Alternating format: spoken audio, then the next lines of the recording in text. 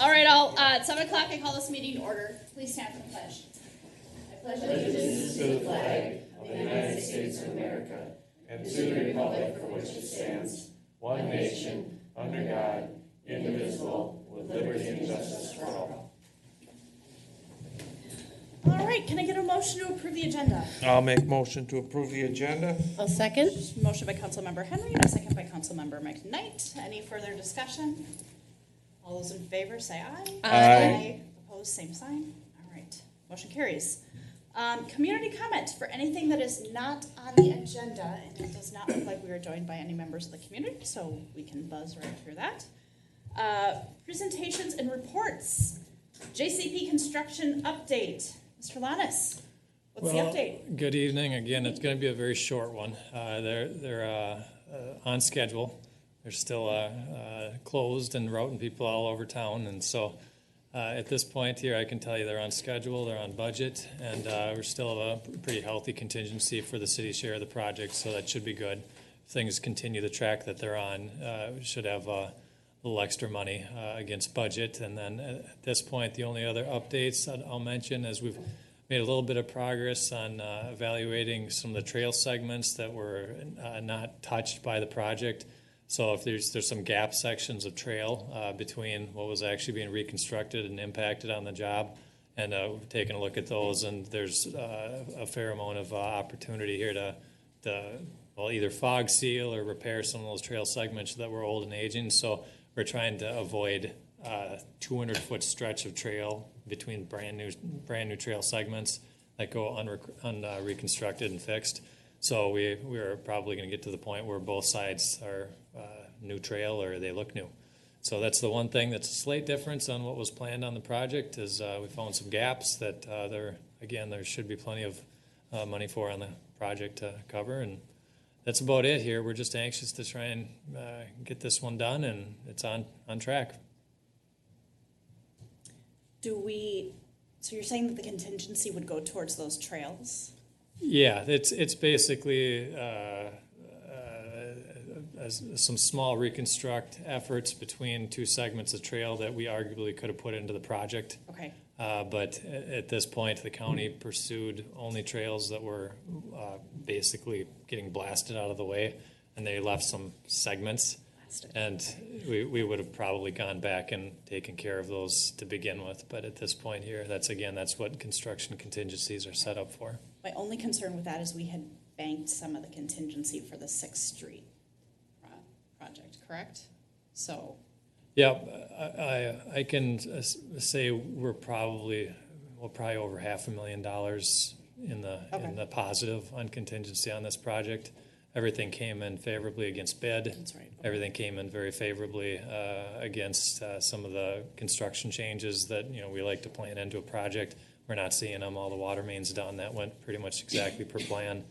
Those local streets are going per plan. We're not running into a bunch of things that you have to take out of the ground and pay for. So overall, construction's gone well. That contingency's not being used, and it's going to end up being a pretty healthy number at the end based on things, I guess, going favorably on that end. Okay, awesome. Thank you. Yep. Any other questions, Council? There were some problems that we had over the past few weeks with them hitting electrical, or people were losing power a number of times within a week. And I know, Brent, I believe you said you were going to reach out to Excel. And have you heard anything back about why this keeps happening? Yes. So Excel hires a third-party contractor to locate their utility lines, and in each of the instances where I'm forgetting the name of the contractor. What's the name of the contractor? The Prime Eureka or the Eureka.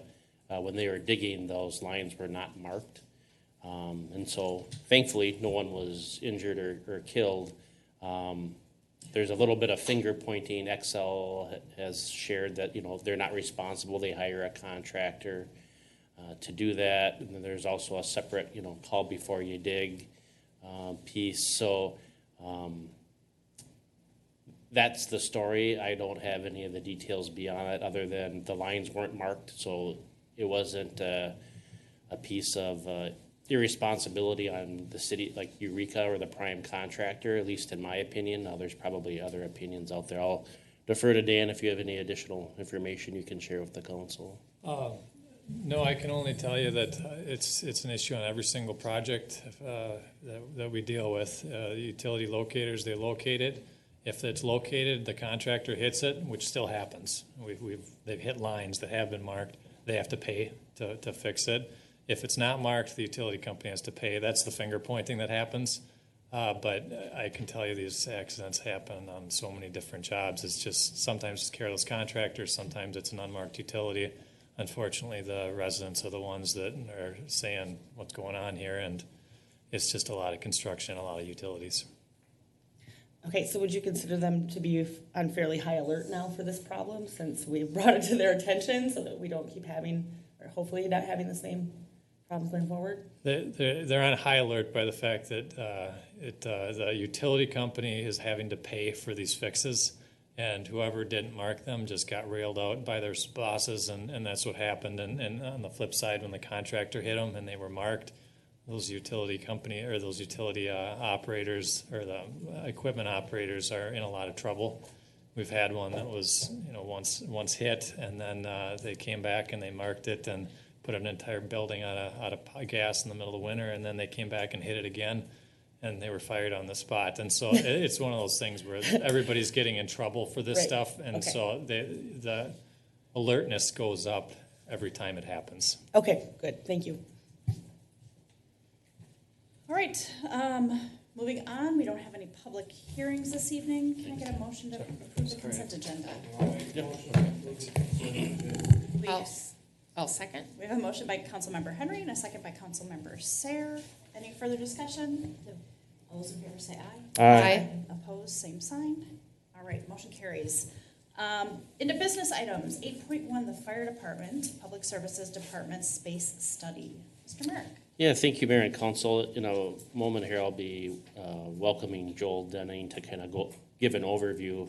This is kind of the first time we've really talked about this topic at a regular meeting, so I just wanted to kind of share a little bit of the story for those that may be watching now or later or be following along. So the city has identified a need for public services, or what people commonly refer to as public works, for many years, and we've had a placeholder in our CIP. Excuse me, but we've really never talked about what that space need is, how large a building might have to be, what the cost is. And so later last year, the city hired Wold, who also helped us out on the City Hall project to put together a space study. And since the fire department is also in the current public services building, we thought there'd be some synergy in including them in the process as well. And so had Wold come out, they had a work session with the council. We identified some objectives for the study. The first being that the Public Services Department stores a significant amount of their vehicles and equipment outside, and wanted to try to facilitate indoor storage. As you'll see when we talk later about the capital improvement plan, we're not talking simply about $25,000 pickups. In some cases, several $100,000 worth of equipment like street sweepers, payloaders, backhoes, etc. So wanting to keep that inside for the preservation of that expensive equipment. The department also uses several buildings throughout the city for vehicles. So primarily the building that we all know as the Public Utilities Building, but there's also the former Public Works Building in Lions Park, water tower, etc. is used for storage, water treatment plant. And so a general attempt to try to consolidate that for ease of maintenance, service, etc. And then getting to the the 117 Broadway, or PU building as we know it, or some people know it as the former fire station. It's located in our historic district at the heart of what I'd call the city at Main and Broadway. And so the city's identified in their strategic plan to kind of redevelop that as kind of a catalyst site, whether that's a gathering spot or some other piece that kind of brings people to the downtown. On the fire department side, there was an identified need to separate the fire department's turnout gear. There's been some literature in the last few years that recommend removing the turnout gear to lessen firefighters' exposure to chemicals. And so that was an aim of the study. And then also looking at a master plan concept. So We've identified the short-term needs for separating the turnout gear, consolidating equipment stored inside. But what does the plan look like 20, 30 years from now? And so we don't make a decision now that might complicate things going forward. And so we asked Will to provide a master plan. And then in the end, the council asked that there be a priority given to city-owned sites, that we don't have to add a land acquisition as a part of that process. And so with that, I'm going to ask Joel to step forward and just kind of give an overview of the pieces and parts that make up the park master plan. I'm going to plug in here and ask Joel to kind of go over the process and then kind of walk us through the designs within the park, or public services, fire station space needs study. So with that, Joel, take it away. Thank you. It's a pleasure to be here again. The process was pretty involved and thorough. In the report, there's an executive summary as the first 2 pages that highlights the broad findings and the approach we took. But as Brent has pulled up now, there are a lot of different meetings throughout the course of the study with the fire department and public services to make sure that we understood how they used their space today. We toured through all the different facilities to inventory and measure the equipment. And then also was a topic was the discussion of how might things change in the future, what different operations might happen, what sort of growth factors might come into play, and how would potential growth in the city affect what sort of storage and vehicles would be needed in the future as well. We quantified all of that information, translated it into space needs, and aggregated it, as you can see here on this page. This is a summary of both the existing usage, and the far right column that's labeled programming is our totaling up of those different needs, looking out well into the future, 20, 30 years out into the future, and comparing those 2 numbers, so you can just see that there is a deficiency today and that's results in the equipment being stored outside, as Brent mentioned, as well as being stored at different locations around the city. There is an inefficiency that goes with that. Certainly it's a good use of existing space, but there is inefficiency in having to move equipment around as it's needed seasonally and get at the piece that's parked way in, that you might need a little bit more rarely. The next step after we quantified that long term was to really prioritize and go through with Callie and Chad and understand what were the first needs and put together a recommendation. So here you can see we've added a middle column of the recommendation that addresses primarily on the fire station, that need for an additional turnout gear storage to provide a separate space. All of the office space and storage space within the existing building is is fully utilized today, and not really available to create that additional turnout gear storage. And we can't displace more equipment, especially fire equipment, to be outside. So the natural solution is a small addition to the building for that turnout gear storage. Here you can see the existing site and how it's utilized, with the fire department being the south half of the building, public services in the north half, shared support in the middle, with public services mostly being upstairs, and some shared entities like bathrooms and conference rooms up towards the front, and then an outbuilding of the salt storage in the northwest corner of the site.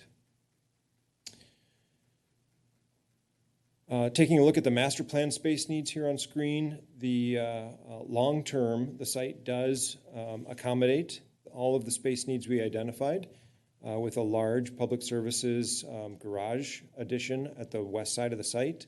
In the lighter blue, the darker blue is public services office space, so that they can remain together with all of their vehicles, and that does displace the salt storage slightly to just north of that building. After this, as part of this master plan, the fire department would then take over the entire existing building, and the combined shared spaces, office and storage in the middle of the building would be renovated to better serve the long-term needs of the fire department. And then you can see the short-term solution of the turnout gear lockers as that orange addition to the south side of the building. In the short term, though, the highest priority needs are really it's a vehicle storage building that is about 60% of the size of the master planned vehicle storage building. That would fit behind the existing cell phone tower and south of the salt storage building. That building is positioned so that it could expand in the future to the south as needed, as more vehicle storage is needed in the future. And then the salt storage shed would be relocated to the north to make room for the public services office expansion. The fire department, again, you can see the turnout gear storage room addition on the south side.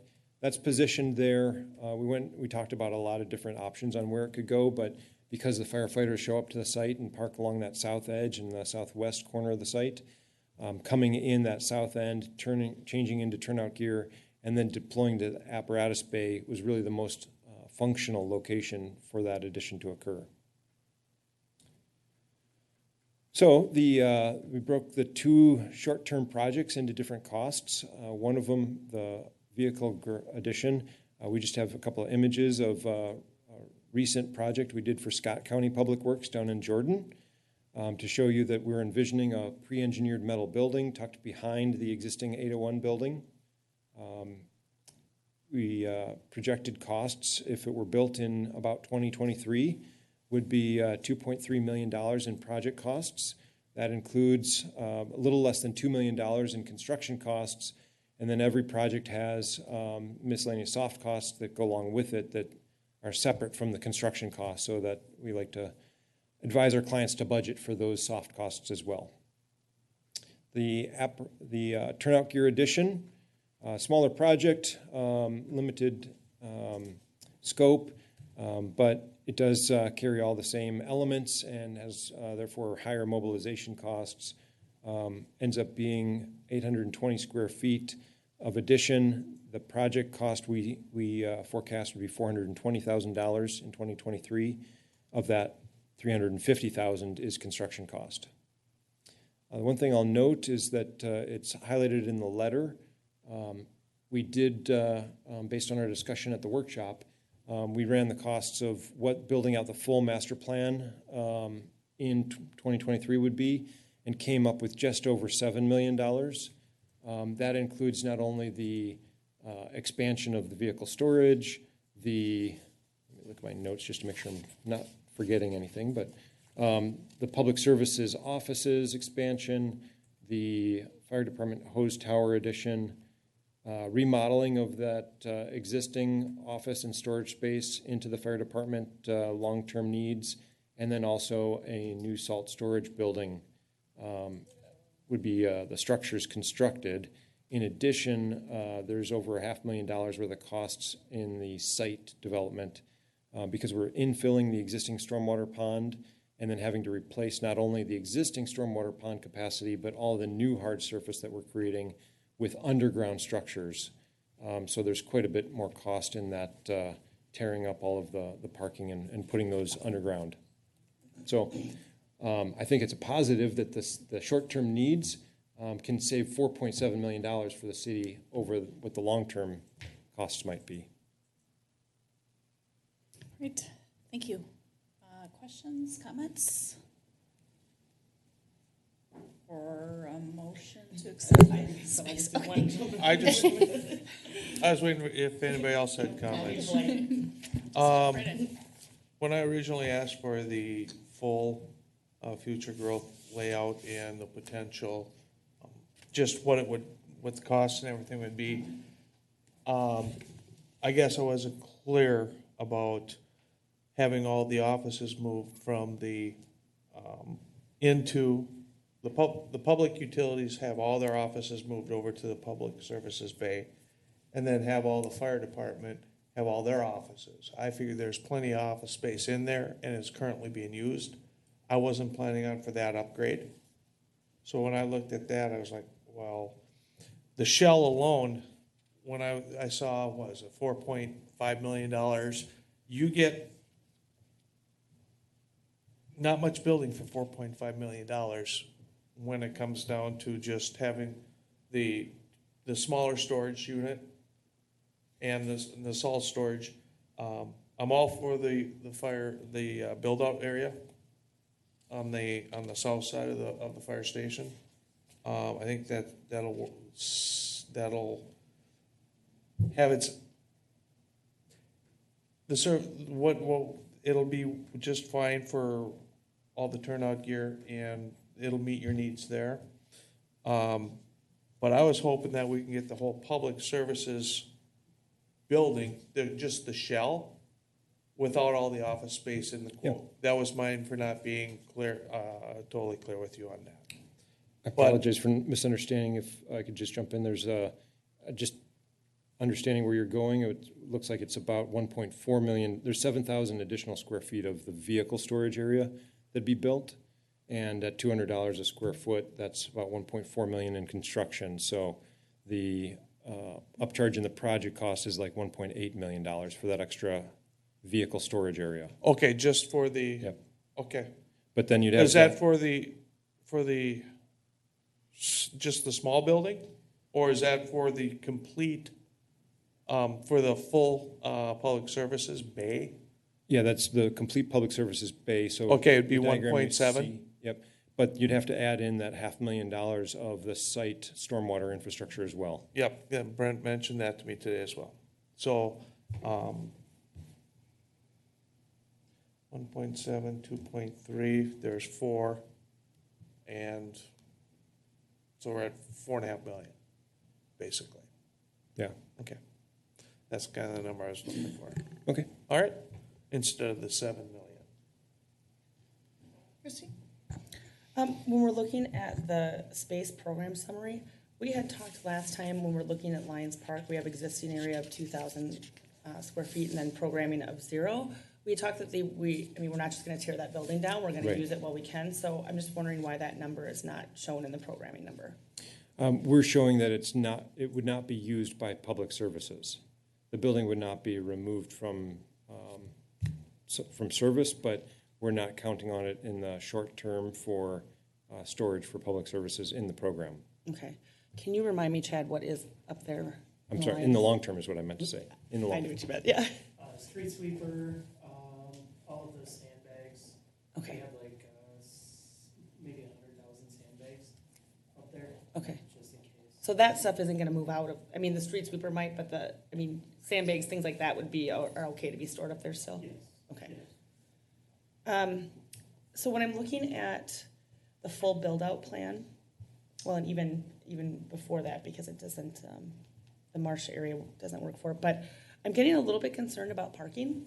So as we grow, and we're gonna have all of these new staff and these new trucks, and, if we end up doing the lockers bump out, and we're talking about, the firemen come in and park on that south side, which I know that they do now, but once we have that bump out in there, I don't know that you can park and fit a fire truck through there. I don't know if anyone's done any of that measurement or not.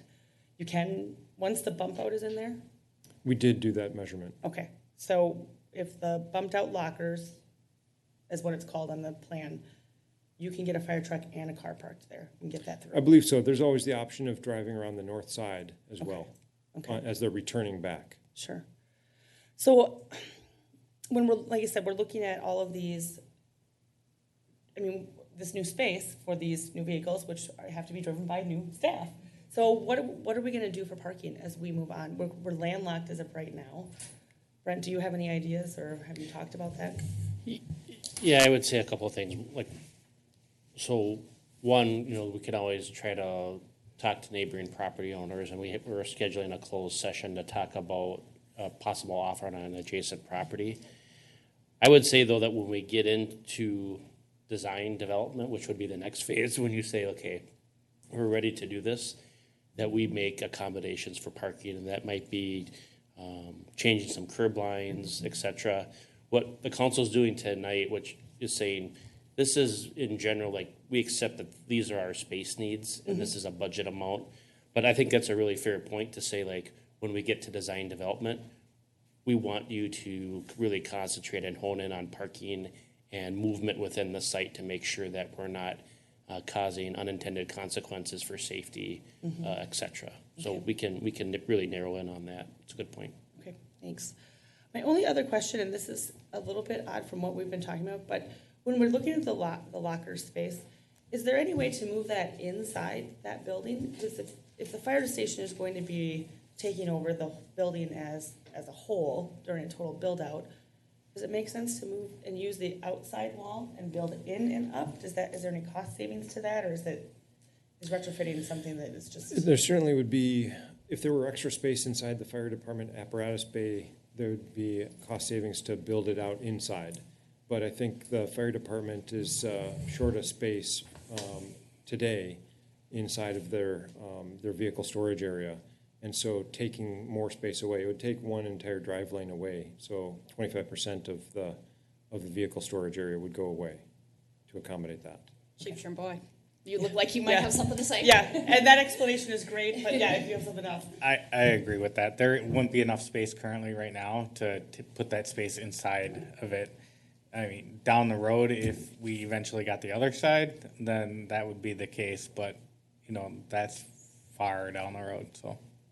Okay. We did look at that option. We started from there and then worked our way back outside. Yeah. Okay, that's all my questions. Thanks. Lori Joy? Nope, I got nothing. No question. Good. Okay. I don't have any additional questions either. I would entertain a motion. I'll try when my microphone comes on. I'll make a motion to accept the space study for the public services and fire department. I'll second. A motion by Councilmember Mock and a second by Councilmember McKnight. Any further discussion? All those in favor say aye. Aye. Opposed, same sign. All right, motion passes. Thank you, Joel. Thank you very much. Thank you. All right, 8.2, the collective bargaining agreement. Mr. Merrick. Thank you, Joel.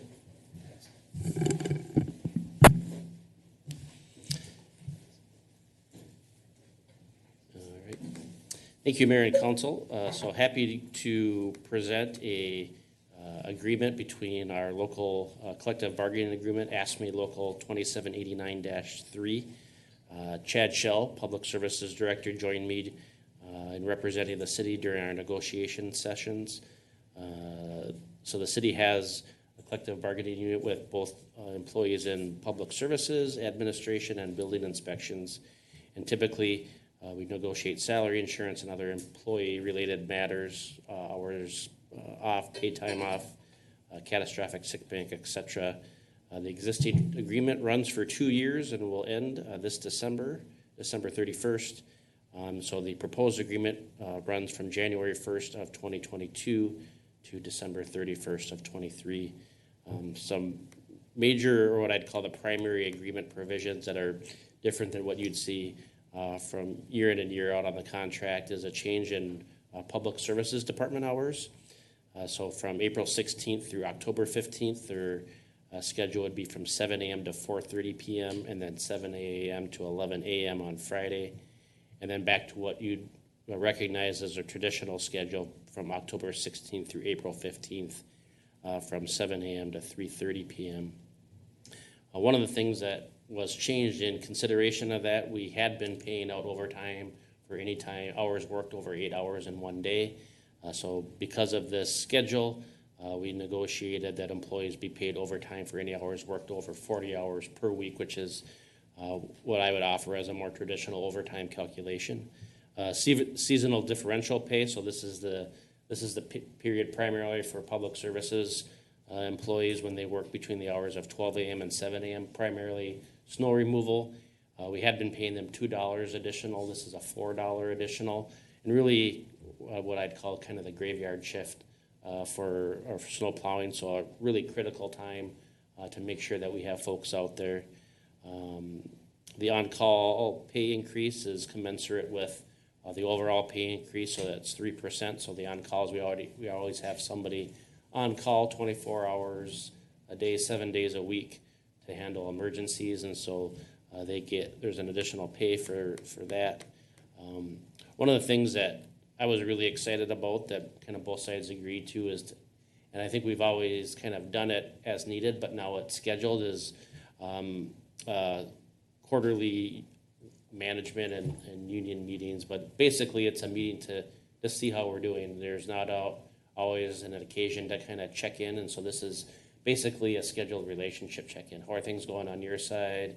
Are there any issues that you're encountering? And it gives us a kind of a chance to develop a relationship. At least in my experience, it's always like, I think we work together really well as a team, and then once every 2 years, you know, I represent management and they represent labor, and it's like, how do we get these titles? How did things get so formal?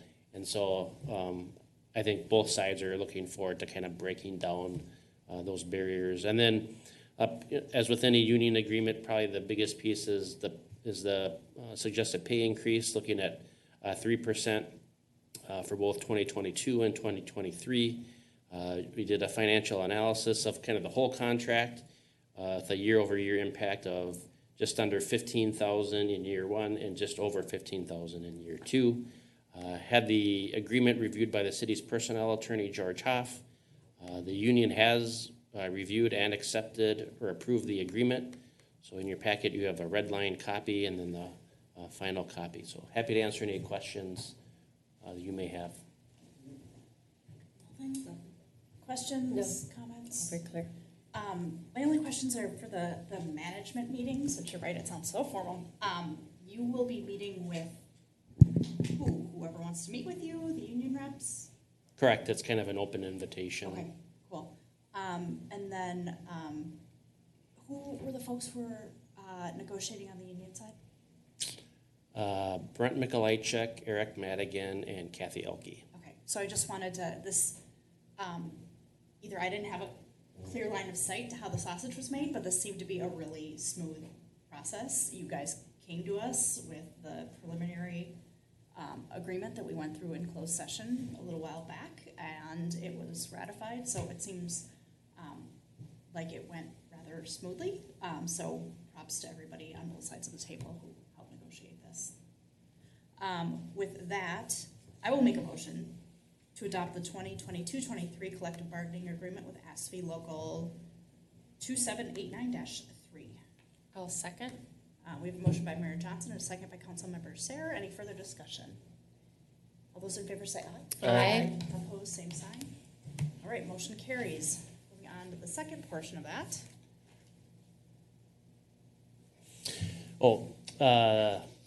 I moved on to the long-term financial plan. So one of the things that we asked the We need to make a second motion on that second thing. Yep. Yeah. So one of the things that we had asked the union is if they wanted to move right away to the existing or the summer hours, if you will. But in order to do that, that would also require a change to how we calculate overtime. And the union responded that they would like to start that. And so in order to kind of make sure all the T's are crossed and I's are dotted, we just would like a motion for the council to allow staff to sign an agreement. We'll have a memorandum of understanding. We'll have to, it's a date to be determined, because there's some logistics that we'd have to work through with like Kathy Elke to make sure payroll and make sure Chad can ramp up his team, so that we're just not going to start on some random day. So, but if Wednesday, perhaps. Yeah. Tomorrow. funny enough, that's when payroll ends. Is so that's kind of funny that you mentioned that. So, but if the council could entertain a motion to authorize that approval, that'd be great. I'll make a motion to amend the 2020-2021 collective bargaining agreement with Local 2789-3 to add seasonal hours for public services and amend the overtime calculation to hours worked over 40 hours in 1 week as stipulated in the 2022-23 collective bargaining agreement. I'll make a second. We have a motion by Councilmember Mock and a second by Councilmember Sayre. Any further discussion? All those in favor say aye. Aye. Opposed, same sign. All right, the motion carries.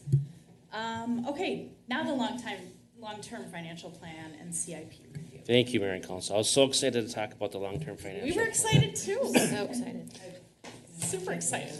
So for those watching, this was a work session item, so it was intended to be more of a discussion piece. So the council's not making any decisions tonight. And so with that in mind, just wanted to have a conversation with the council about kind of kicking off our long-term financial plan or capital plan process. So it's an opportunity for us to, and if you see in your packet, there's the existing plan and then kind of the quick reference sheet to the capital plan. And so we're going to be working as a department head team and along with Steve McDonald to kind of refresh the years and then add 2026 to as the fifth year of the plan. And so we just kind of wanted to kind of tee up some pieces that we're thinking about and get some feedback from the council about things that you're thinking about, so that when we deliver that first draft to you in August, that, you know, it might not be exactly what you're looking for, but we're not, you know, mountains, or we're not far apart. Can't think of all these analogies at one time. Say what? Stop it. I love his analogies. So, apropos, the completion of the space study, we've had 1.5 million in the plan, but really no detail behind it. Now we have that 2.3 number for public services and 420,000 for the fire department. Where does that belong within the confines of the plan? So we also talked about the pavement management plan. So the impact of that, considering all the other pieces. Hiring and personnel priorities identified in the strategic plan. So we've talked about the finance director. We've talked about communications, additional public services. So looking at how those pieces fit in. One of the things that I'm really interested in is we've been talking a lot about kind of what I'd call two different park projects. One, because they are two different park projects, I guess. But Creekside Park is the former wastewater treatment plant. So Frisbee Golf, Dog Park. There's a couple of other amenities in there. Sledding Hill. Thank you. Which we're not sure we can actually do in that spot because of some of the bluff rules that we have. So, and then, you know, one of the things that, you know, I've had the opportunity to talk to a couple of the council members about is kind of that downtown space where the existing public utilities or former fire station is. And it kind of started a couple of strategic plans ago with calling that a catalyst space. And we've had a lot of discussions. Aaron Smith has been a big part of it, but it kind of got formulated within the Parks Master Plan as a splash pad. And I think that kind of took a life of its own, and getting some feedback from the council at the last strategic plan, and kind of going through some exercises.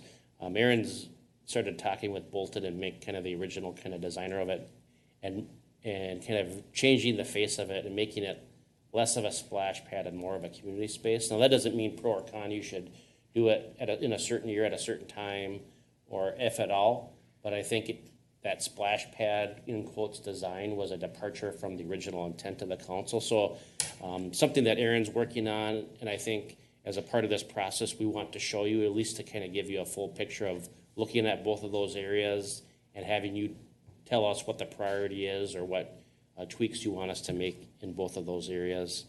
Some other pretty big projects related to streets and trails. We've talked about the 3rd Street Bridge. Obviously, there's some bond money or bridge bond funds that are available, but there'll be some costs associated with that, with kind of the street portion. So thinking about that, the CASA 40 turnback, if the council pursues that, you know, there'll likely be some projects that the county won't do, but the city council finds it important enough that you'll want to take on. Do you want to start to plan for that, or what's your strategy with that? In addition to the CASA 40 trail, or if you choose to do that and the dynamics of that. Those are things that we're thinking about. Really excited to talk about the American Rescue Plan. We've been working on that, and I've been communicating with our friends from ABDO. We have the kind of the framework of developing a use for that. It's close to $600,000 with a series of projects in public services and the fire department. So fire department meaning radios and pagers, which, you know, would leave a lot of budget stress for 2022 and years beyond. But then also a series of, I would say, kind of fundamental infrastructure projects in water and sanitary sewer. So sanitary sewer being permanent on-site generators at our lift station spots. So if you think, okay, we have a lift station that's failed, and you know, we all know what can happen if a lift station fails. We can get some sewer backups rather than getting the truck, hooking up the generator and rolling down there. If you had the generator right there, that's a great betterment to our system. Also adding fiber, adding each of those lift station sites to the fiber ring so they have the highest capacity of broadband available. So looking at those and wanted to present those to you. And then kind of the nuts and bolts of public services is equipment. We look at how much a snowplow truck costs. We just went through that exercise. We have a payloader that's probably over 25 years old, another significant piece of equipment. And then just general city council priorities, philosophies, and goals. They sometimes say you can have all these mission statements and strategic plans, but in essence, how you spend your money is kind of your vision and your goals. And so if you look at kind of what the city's quintessential financial document is, planning document, it's the long-term financial plan and capital equipment plan. And I was speaking to Councilmember McKnight this afternoon about preparing for the meeting. I think she said it really well, is like, this gives me an opportunity to talk with residents about projects into the future, because I think or at least most of my interactions with residents are about like what we're doing this year or what we're doing next week or next month. And maybe we don't spend enough time talking to residents about or I don't spend enough time spending time with residents about what we're talking about 5 years from now, because if they know that, it might remove some of their anxieties about what we're doing and how we're planning to spend our money. So I know that was a lot of words, but I'm just looking forward to some feedback from the council on things that you think about and priorities that are of interest to you. Again, we're not looking for like, I need this to happen in a certain year. We want you to see the plan and react to it. But, if there's something that you think is critical, that, that'll help us inform what type of draft we bring to you so that we can become closer to a final draft by the time we present it to you. So with that, I'll be available for questions or comments. Everybody looking down, I'm ready to go, and we'll go ahead. first. General philosophy, maybe feedback. I don't want to finance pavement management. I think that that's something that we need to figure out a way to pay for, and I don't want to lump that all in, and I don't want a bond for that. I want that to be part of the general levy. I looked at some of the the hiring and the staffing. I want to see that align with what we discussed in the strategic planning session, as far as finance director, maybe before, what did I see in here? A permit tech. As far as the parks go, the downtown park is my priority over Creekside Park, despite, I think, perhaps the passion that everyone in this room knows that I feel for a sledding hill in the city of Carver. But I think it's really important that we continue to draw people downtown as a way to support our business and the community down here. So I think that's my first priority before we see Creekside Park happen. So those are just kind of my initial thoughts after having gone through. Courtney, can I ask you a question? Yep. So when we're talking about the downtown park or community space, you've been working, especially you, have been working very hard on getting the levy certified and working through those state channels and all of that, which we appreciate. If that were to happen, the CBD, our downtown area, the Central Business District, is only so large, and it can't necessarily be expanded upon. Where that public services building sits now is an opportunity to expand our Central Business District with some kind of additional business in that area. Now, that would most likely be contingent on the levy being certified, because most people are not going to be able to afford or even get passed through a new building in that area. Can you comment a little bit on where we're at with the levy? Yeah. And so that I can get a better handle for myself on whether my vision looks more towards business in that area rather than park? Yeah, so a Or couple vice versa. things on that. I always say when I'm talking to residents that if we had shovels in the ground tomorrow, the process to, which we won't, because we don't have the funding, the process to certify the levy will take 10 years. Because, and reel me in if you've heard anything different, but because of the government process and FEMA and the Army Corps and, you know, as we know from our experience, and it's more FEMA at this point than the Army Corps, but there's a lot of red tape and it takes forever. When we traveled out to Granite Falls, they were just getting the final, like the ink was drying on their levy certification. And this is Granite Falls that flooded in 1996, 97, and we were out there maybe 4 years ago. So it takes a long, long time. So there is that. As far as the funding, we have, between what we've gotten from the Lower Minnesota River Watershed District and the grant that we've gotten from the DNR, we are $300-ish thousand into a $12 million project. So further than we've ever been and making really good progress. But again, say with me, everybody, it's a marathon and not a sprint. So there's that. I also think, and I've talked to Aaron, because at one point my mind's eye had a brewery there and thought that that would be really great, and 2 stories, and you look out over the river. I think we're going to be waiting longer for an entrepreneur to come to us and want to build something and put something there than we're going to be waiting to get the levy certified, is my fear. I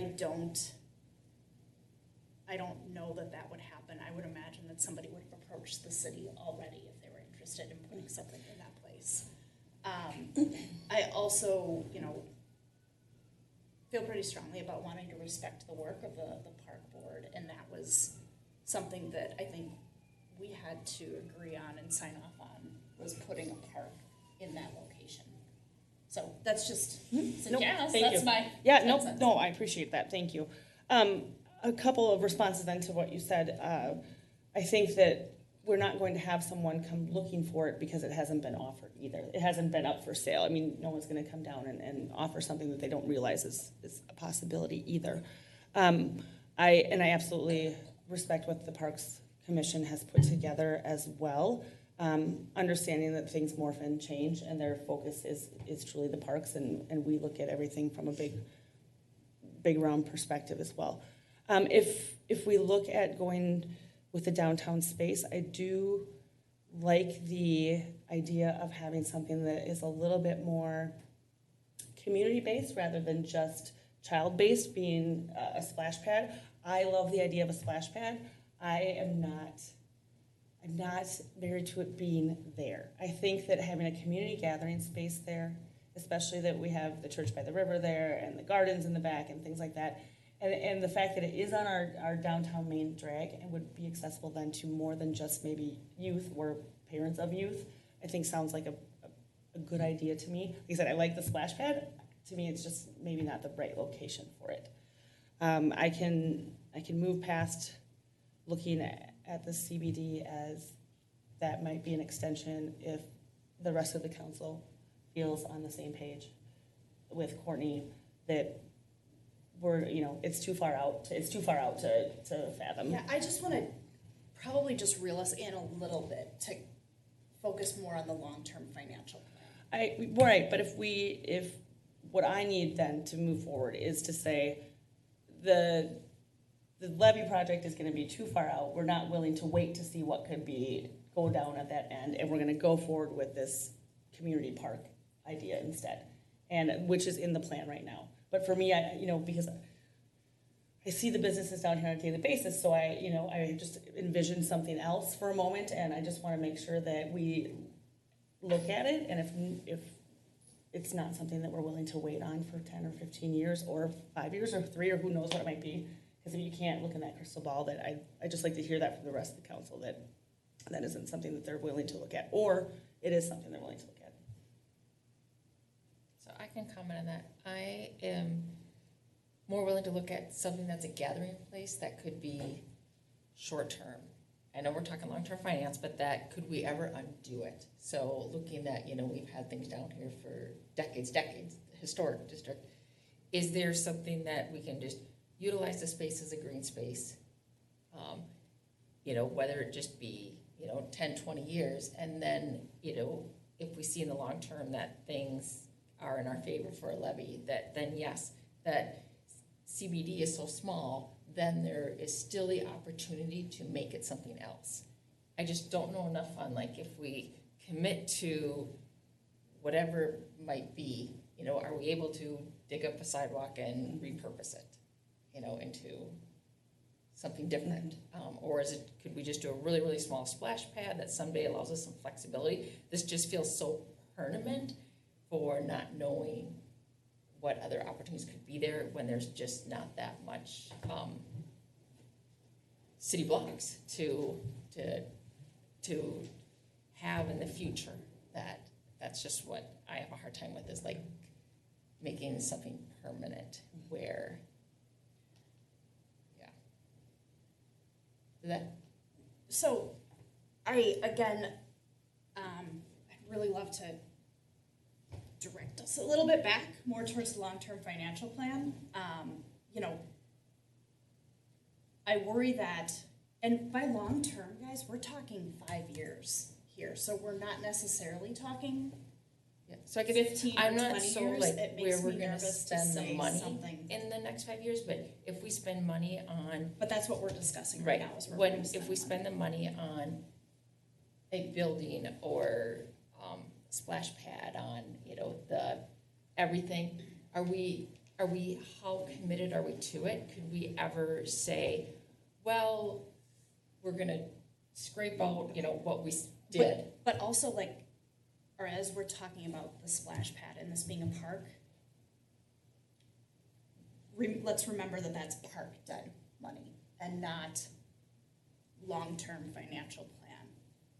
I don't even see it on this list, Oh, right? Well, we And can I think talk that's about- your yeah. point. I think that's your point, right? Is you're saying, I see on here Creekside Park in 2024, but I'd rather see a downtown park project in that place instead and move Creekside out. I think is what I'm hearing That's you exactly say. what I'm saying. Yes, thank you. Yeah, and I concur with that. I think that if we are investing in, you know, the plan we just talked about with the public services space and fire department, right? And investing in getting buildings out of that space there downtown so that we can have a catalyst for something better in that space, I suggest that we move that up in priority as well. That would be consistent, so I concur. Sorry, I thought I could tell. Okay. yeah. I guess offer council just kind of maybe a hybrid. We owe you a conversation on this. Like, I wouldn't expect you to like definitively say this evening like what you prefer.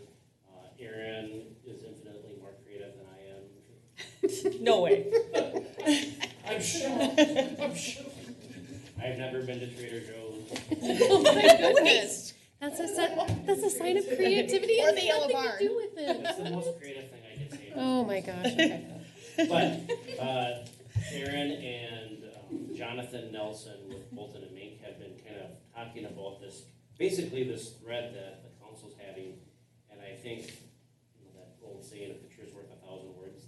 The renderings that they're working on, I think, will add a lot to the context of your conversation, and you'll say, either be affirmed by what you already believe or have a different perspective or something totally different. And so if you could let us bring that maybe to your next work session and just say, okay, this is a lot different or it's similar, but it'll give you that context and some of the things that you're mentioning, Councilmember Sayre, about could we repurpose? Because there's obviously steps you could take, and you could just leave it green space, or you could make an investment. I think the types of things that you'll see in this rendering, you know, aren't the types of things that you would more probably dig out, because we're probably talking about, you know, over $1 million project if you build something to what would be represented in these renderings. But if we could just put a pin in this one, Yeah. let us bring this to the July 16th meeting. Is that the right date? 19th meeting at the work session, and let's just have a conversation on it and see where it goes. Okay, thanks so much. Yeah, my details from an earlier conversation today just bled in here real far. Sorry about that. So, okay, I just wanted to bring that notion then of thinking about the CBD part of it. I'll stop there. Any other thoughts on the long term? Actually, not past what you said, so. Okay. Glenn?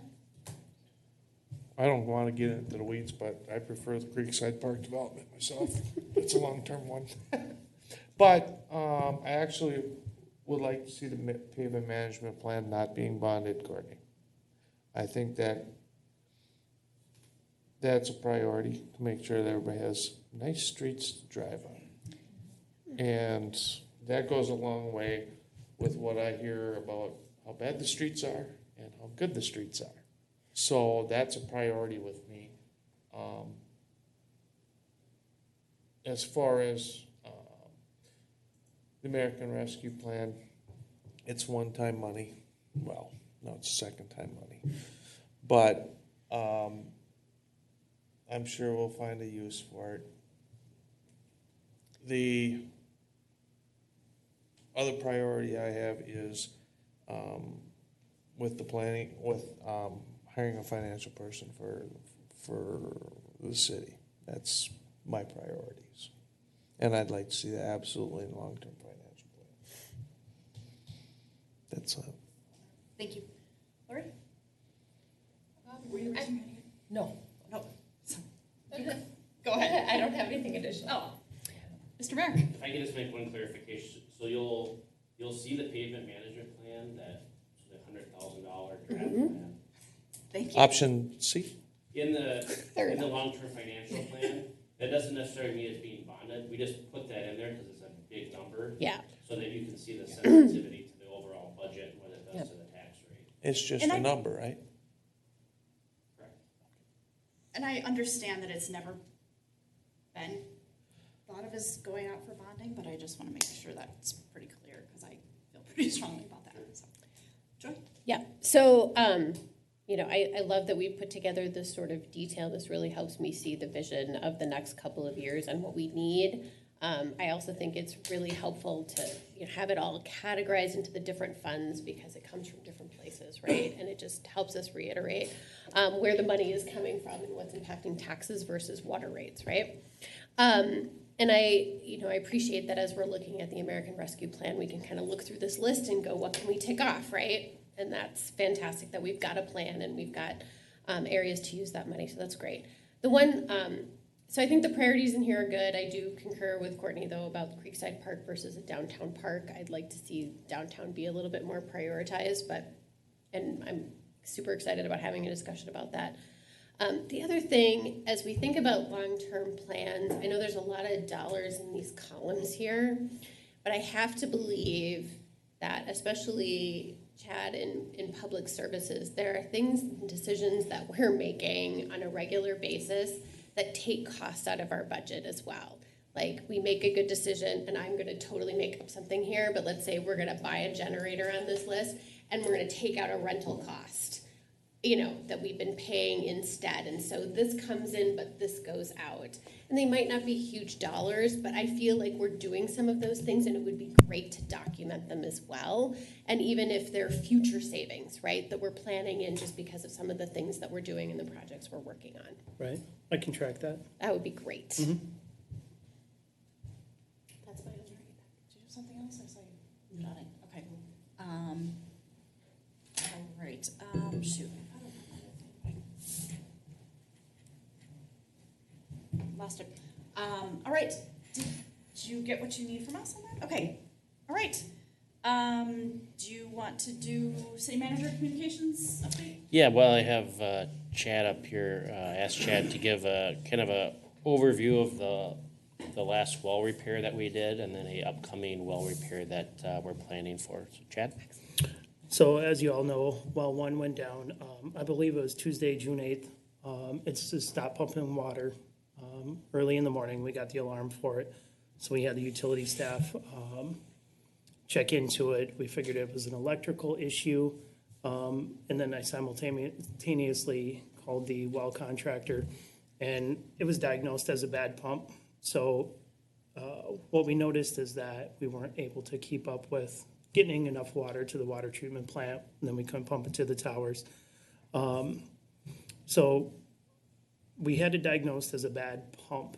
So basically it's lots of pipe a motor, and then the pump is the very, very bottom piece of it, and it's built specifically to this aquifer, which is well number 1, which is probably original well for the city of Carver. June 15th, we had that well pumped. All the parts and everything came in, the pump, and it was literally, when they pulled it out, it was broken in half. So some bolts came apart, and I sent you pictures a little while ago, so I don't have any visuals, but basically it just came apart, broke the shaft, and it wasn't able to pump anymore. So we put a new pump in, and then with that, with the concern about being able to pump water, we were having problems filling the towers. So kind of coordinated with Bolton Bank, Carver Fire, and that's when we issued Brent issued the outside watering ban. So any questions on that piece of it? Do we feel like we have that potential pump issue with any of the other wells? Great question. So what we noticed, it was actually 4th of July, 2019. We had pump number 2. It was a motor and a VFD replacement. And we noticed that it originally started pumping just a little bit less. So there might have been some fine tuning that we could have done. But over the last 2 years, we noticed that pumping capacity has slowly gone down. So we had the well company come out and modify the how much power we're giving it, and we have it back up. But the diagnosis is right now that there might be a hole in the drop pipe. I don't know if anybody remembers, but the process when they pull the pump, it's basically just threaded pipe, couplers, and unions, and they had to cut a lot of them off because they were over tightened. So we're thinking it's a hole in the drop pipe, and we're trying to plan for a cool week with rain. In order to do that, we're thinking 2 or 3 days. So that's on my radar. I keep watching the extended forecast, but if we would wait until fall, it could potentially carve an entire hole in the pipe, and we could drop the pump and the motor down to the bottom of the aquifer. So we want to do it, but we need the right timing for it. So the well company is, I called them yesterday morning, or this morning, just to see if they would have a crew available, because it's going to be cooler, some precipitation in the forecast, but they didn't have a crew available. So we're keeping an eye on it. Okay. Will we need to have a watering ban for those 2 or 3 days? If it's timed properly, no. Okay. I wouldn't foresee that. Is it more important to do a 2 or 3 day watering ban to avoid dropping all those pieces into the aquifer? The demand, like today, the demand is going to be cut in half. So with rain, people don't water. Okay. So But we're not having a real good track record this season with rain. no, that's very true. So I don't know if we can wait 3 more weeks. Right. But with a wish and a prayer for more rain. Right. So kind of piggybacking on Joy's question, do we replace well motors every 10 years? Is there a schedule for that, or do we wait for, is it more economical to wait for them to fail or malfunction? We have 4 wells, and we plan on pulling a well a year. Okay, So this one just happened to malfunction. just not in June. Right. Okay. Mm-hmm. Okay, thank you. Yeah. Any other questions, Council? Yeah. All right. Thank you. Thank you. Yeah, just a couple other ones. So there was a press release on the 6th Street West project. The city received a grant that the council accepted for that project at your last meeting. Just wanted to share with those that might be watching. We'll try to get something in our next newsletter, but we're planning on what we've been doing as kind of a tradition as a walking open house. So we'll meet with residents along that corridor, probably in a couple of different locations, and have them point out concerns that we might not see. So that could be drainage, that could be pavement, curb lines. I don't know if Silver Malibu. Yeah. So stay tuned on that. Again, that's a project that would be planned for the spring of 2022. And then something that is probably overdue that I'm looking forward to that probably also shows how now that I'm not very creative, because I'm looking forward to a street sign request policy. Street sign request. So, High Street, street sign? no, so it happens more often than you would probably imagine, is that residents will ask for, like, could I get a stop sign put it here, or a children at play sign here? Okay. And depending upon who they hit on the staff team, the response might be different. And I think in recent memory, we had the deaf child sign, and that ended up being kind of quite a process. So trying to get ahead of that, trying to put together a policy that identifies a point person, how we handle pieces like, for example, the children at play sign, from an engineering perspective, they're not here right now, but like, if you put up a sign at children at play at a certain location, you're kind of representing that in the other spots, they're not children at play, and the transient nature of neighborhoods, and how kids grow up. And so, like, that could be an opportunity for the council to say within the confines of the policy, we're not going to put up children at play signs. And what are the warrants or conditions for putting up a stop sign or removing a stop sign? Because all the street signs are kind of embedded within the planning documents that you approve for Timber Creek as an example. But so those are based on engineering guidelines and guidelines that the fire department is asking. But when they're one-offs, we don't have anything that says how we're going to make that decision. And what we're trying to do is make these decisions based on safety and not maybe, who can maybe fill a council chambers and say, we really want that children at play sign at this location because of thus and so. We met as a group last week and started talking about the framework for that. We're going to research what other communities have and look at some of the local nuances that we have here in Carver, and hope to have a draft to you to look at a future work session. So, exciting news. I can't wait to tell the kids all about it on the way to South Dakota. Well, if you want to go to sleep at night, I guess you know what to do. So that's all I have. All right. Thank you. Council updates. Joy, you want to go first? I don't really have any updates other than I am excited. I know Brett had given us an update in one of his emails about the ratio system, the watering upgrade to the controller that we're going to offer with the county. So I'm looking forward to seeing that because we got one and it's amazing.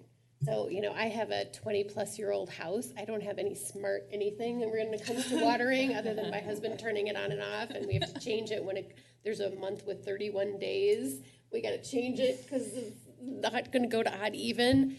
And so it's really exciting. It actually didn't water this morning because it knew we were going to get so much rain. So that was nice. My husband would have been like, we're not going to get it. Forecasters are wrong. Turn it on anyway. That's what my husband would have done. So anyway, I'm excited for other residents to be able to have that too. So cool. All right. We just have Parks Commission meeting next Monday here at City Hall on the 12th, 6:30 p.m.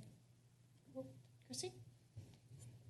We have an HPC meeting next week, and we are off that subject. We are gearing up for Steamboat Days, so that is coming along nicely. Okay.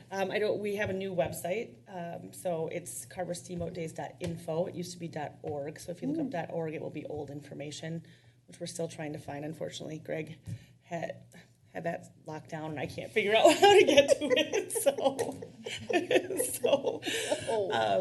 But yeah, so we have some fun things happening this year, and one of the new things we have is we have the Wild West Show downtown, so that will be kind of interesting. In our little historic downtown, now we'll have Wild West Show.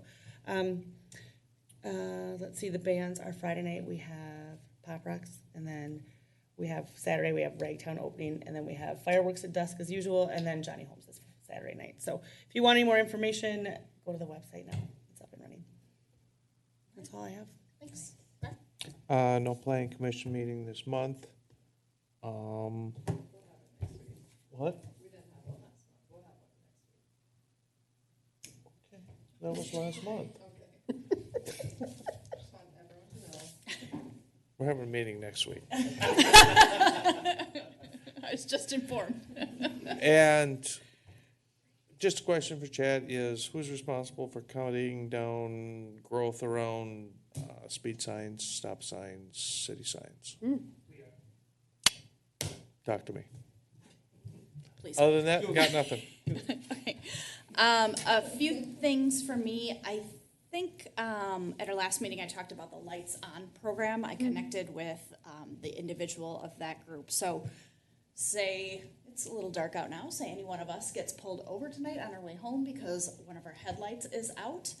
With the Lights On program, the law enforcement officer, deputy, is given the option of giving you a voucher that's worth up to $250 to get your light replaced or a ticket. And it's a 100% fully funded program in the state of Minnesota. It's like win, win, win, win, win. And I will spare you from the details, but Brent is working on connecting with the sheriff's department on seeing if that's something that we can do in the city of Carver with our law enforcement partners, which is the Carver County Sheriff's Department. They're doing it in Eden Prairie, Chaska, Scott County, just to name a few of our neighbors who are participating in that. Any chance we hear it back? Why did they start that? They're giving out the vouchers, or they're giving out the tickets?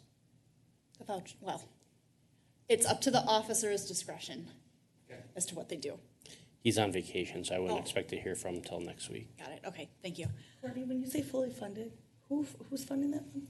It's a group called Micro Grants. Okay. I can have Brent maybe forward the information that I sent you to the council, if that's okay.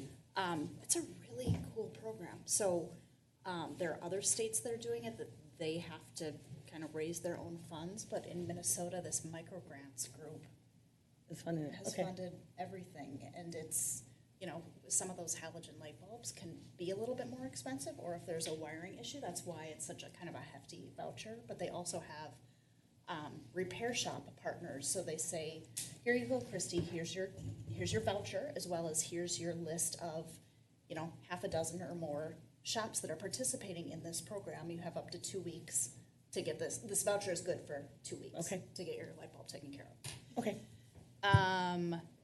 Let's see.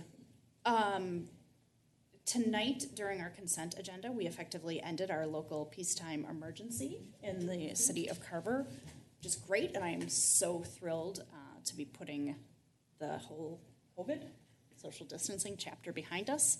But I gotta admit, I'm a little disappointed about the state legislature not helping us out with some of the open meeting laws and allowing us to continue to meet virtually. I think we've all benefited from that when stuff pops up. So we'll continue to push on that. I know that was some of our legislative priorities last year. The League of Minnesota's conference was the week before the 4th of July, and Joy and I and Brent participated, and it was terrific. I've got to admit, I wasn't necessarily looking forward to it because my Zoom fatigue is high, and it was probably 2 full days. It was a lot. Over 3 days of different conferences and workshops, but they always do such a great job. So I would strongly, strongly, strongly recommend that everybody puts their conference for next year, which will be in Duluth, June 22nd to the 24th on your calendars. We had a Relief Association meeting last week. The farmers market begins a week from tonight in the city of Carver, 3 to 6 up in Community Park. Please go and please shop all the vendors there. Night to Unite is Tuesday, August 3rd, so sign up your block party, and we would love to send a fire truck or deputies or a combination of the two to your party. And then last but not least, I'm shocked that you didn't mention it, but on Thursday night, I will be in a dunk tank at Carver Ridge between 6 and 7 p.m. It's We'll see you at 6:01, Courtney. Little do you know, I'm going to be about 45 minutes late. It's a free event. It's part of their marketing where they're trying to get new residents. So if you know anybody who's interested, and if you're also interested in coming, and if you're a big dunk tank fan, please come. I knew it was popular when I saw the printout on the break room table. But that is all that I have. Unless anybody else thought of anything else, or there's anything else, I would entertain a motion to adjourn. I'll make a motion to adjourn. I'll second. We have a motion by Councilmember mock, and I think I heard Glenn get it in there. Okay, quick. fine. So second by Councilmember Henry. All those in favor say aye. Aye. Opposed, same sign. All right, we are adjourned. Have a good evening.